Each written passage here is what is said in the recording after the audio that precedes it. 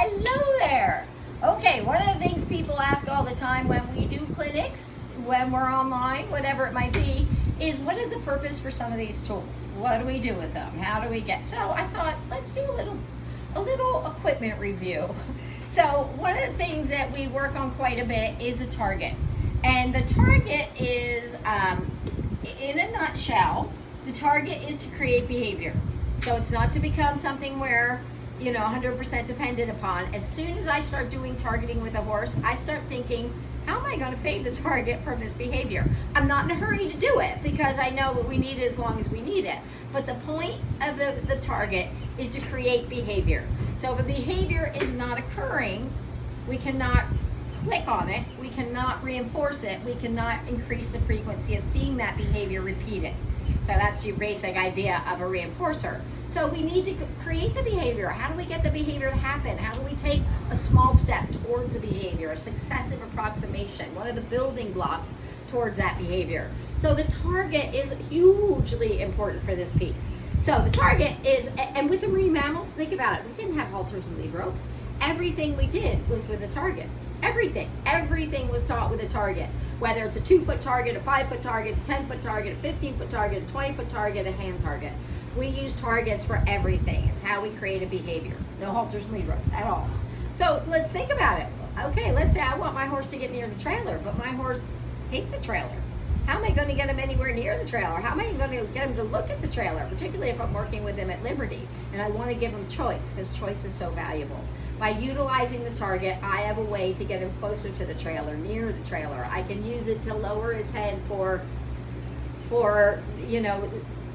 husbandry behaviors or veterinary procedures. I can get him to lower his head for as he's learning to go. So he starts to, instead of being hollow, that can get him a little bit longer and lower.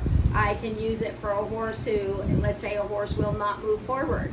I can teach him to go to the target and I can click as he's moving towards the target. I can use it for a horse that's not going forward or won't stop or slow down. I can use that same target and put it in a cone and click as they're stopping or slowing to the target. So it's all about the selective bridging. And really that's a term for it. It is, I'm selecting which behavior I click, because whatever behavior I click on is a behavior I'm going to see more of. So the target is an excellent way to begin that process of getting that behavior to happen. And then through the selective bridging, we can then refine that behavior. So in the most rudimentary form, the target can help create that behavior.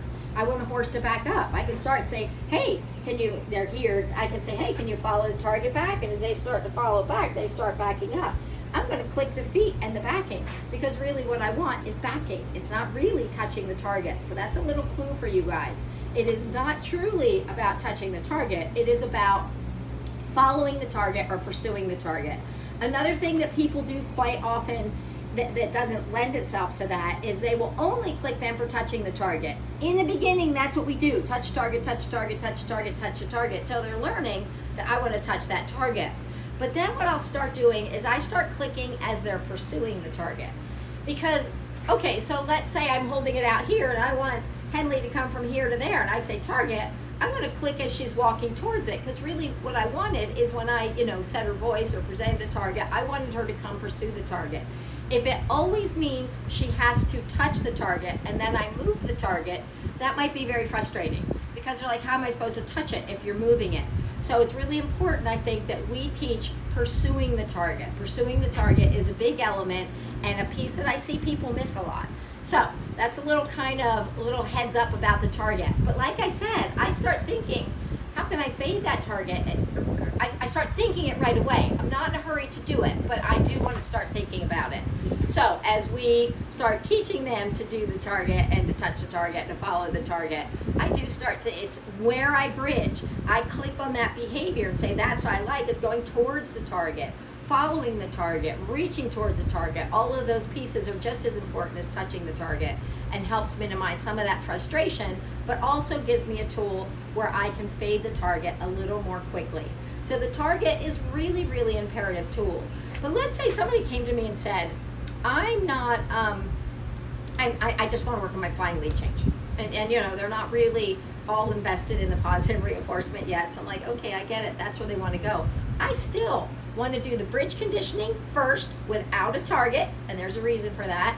And then the other piece I want to then do some repetition with the targets. And it's because the target also serves as kind of it steps up the criteria a little bit. We now have just said it's going to be a little bit harder. There's a little bit more to it. We help, the more we do with the training before we tackle bigger issues or more challenging issues, we can really get them invested in the training, knowing how it works, teach them to be good problem solvers, to feel like they're good at problem solving. So they get the game, they know the game. We're doing it, raising the criteria, but small enough increments that it is engaging and fun, but not so slow that it's boring and dull.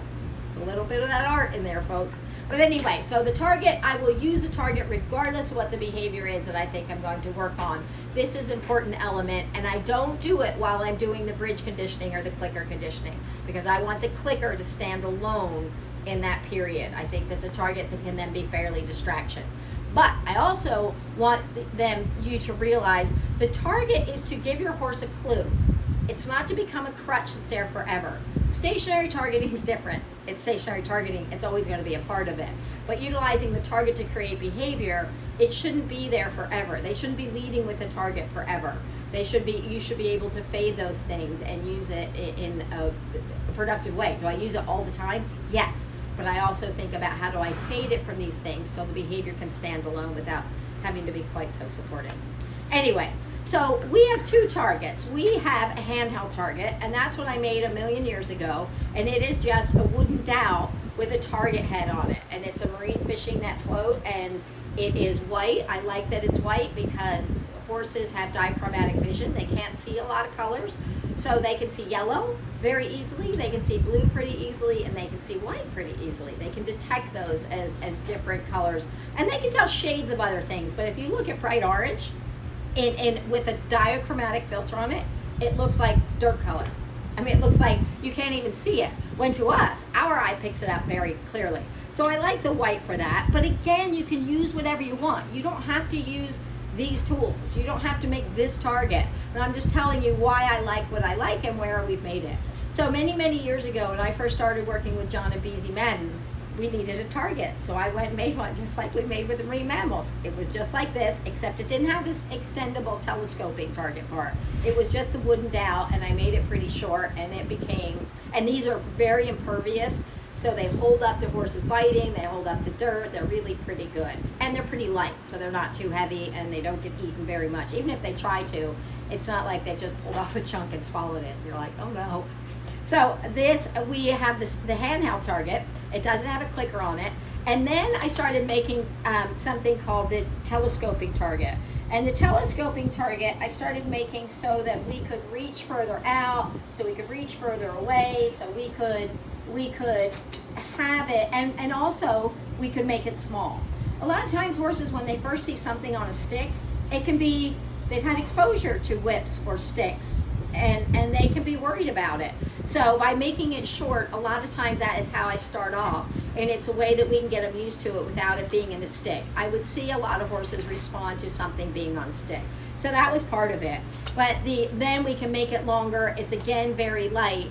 And the other thing we've done now is put a clicker on it. So the clicker is there so you can hold the target and still click and use it no matter what you're doing. You can have it in one piece altogether.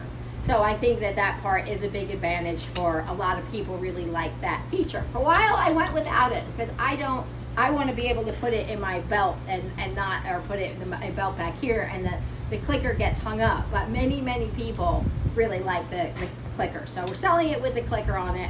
So if you're interested in that, you can find out more about it on, again, our website, which is, well, you're here listening, so it's www.shawnakarrasch.com.